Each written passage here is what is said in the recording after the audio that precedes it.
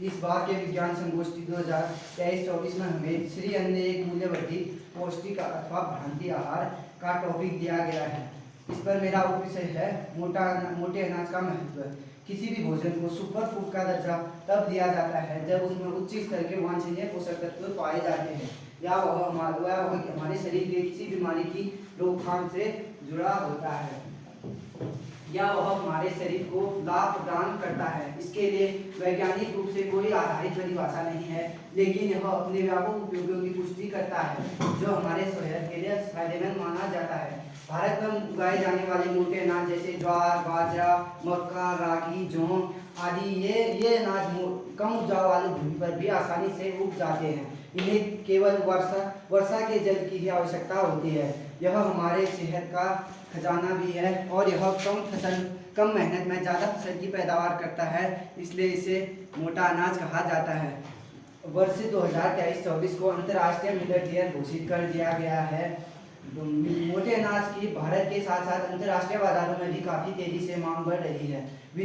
हाल ही में हमारे प्रधानमंत्री श्री नरेंद्र मोदी जी ने वर्ष 2023 में अंतर्राष्ट्रीय मिलेट सम्मेलन का उद्घाटन किया है, जिसमें उन्होंने कहा, जिसे भारत में श्री अन्न के नाम से जान रहे हैं, जिसमें उन्होंने मोटे अनाज को श्री अन्न का दर्जा दिया है, उसे श्री अन्न की पहचान दी गई है। उन्होंने कहा श्री अन्न यानी करोड़ों लोगों के समृद्धि का द्वार, श्री अन्न यानी करोड़ों लोगों के पोषण का कर्णधार, श्री अन्न यानी आदिवासी समाज का सरकार, श्री अन्न यानी कम मेहनत में ज़्यादा फसल की पैदावार होगी।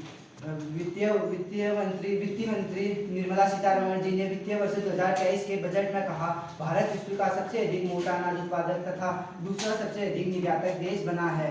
भारत ने लगभग 796 मिलियन मीट्रिक टन मोटे अनाज का उत्पाद किया है और 64 करोड़ मिलियन डॉलर का मोटा अनाज निर्यात किया है, जिसके प्रमुख आयाती देश Australia, America, Kenya, Nigeria, Nepal, Pakistan आदि 139 देशों को भारत ने मोटा अनाज निर्यात किया है।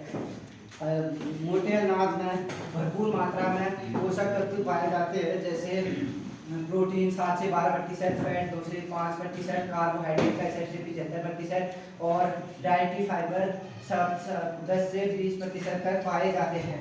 Ready to eat, ready to cook and ready to serve, यह एक सरल सीरीज भोजन की सरल सीरीज तैयार की जा रही है, जिसमें 200 से अधिक स्टार्टअप कार्य कर रहे हैं, जैसे millet pizza base, millet ice cream cone, millet milk भारतीय पारंपरिक जैसे डोसा, इडली, डोसा, पोहा, उपमा, दलिया, pasta, noodles, millet milk, millet चाय, खाने योग्य मिलेट चाय यह प्रकृति के इतने अनुकूल है, इसे या तो सीधे खाया जा सकता है या आहार या चाय के रूप में प्रयोग किया जा सकता है।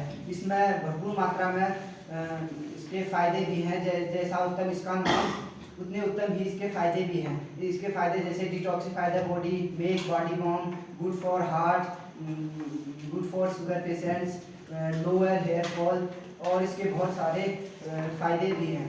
और उत्तराखंड में पिछले 3 वर्षों में मोटे अनाज का काफ़ी उत्पाद बढ़ा है, जिससे भारत सरकार ने किसानों के लिए एक समर्थन मूल्य घोषित किया है, जिससे किसानों को मोटा अनाज का उत्पादन करने में अधिक से ज़्यादा मदद मिल पा रही है और वह ज़्यादा से ज़्यादा मोटा अनाज उत्पाद कर पा रहे हैं। भारत विश्व का सबसे अधिक मोटा अनाज उत्पादक देश तो है ही, साथ ही इसे विश्व का सबसे अधिक मोटा अनाज निर्यातक देश बनाने के लिए करोड़ों किसानों को समर्थन मूल्य के साथ साथ प्रेरणा दी जा रही है, जिससे करोड़ों किसान प्रेरित होकर ज़्यादा से ज़्यादा मोटा अनाज उगा रहे हैं और निर्यात कर रहे हैं।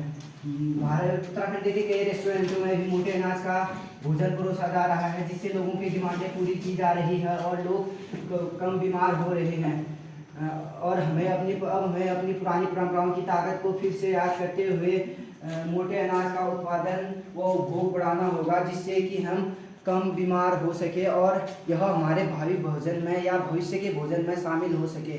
और मेरे देश की धरती सोना उगले हीरे मोती, मेरे देश की धरती जैसी कहावतें पुनः चरितार्थ हो सके।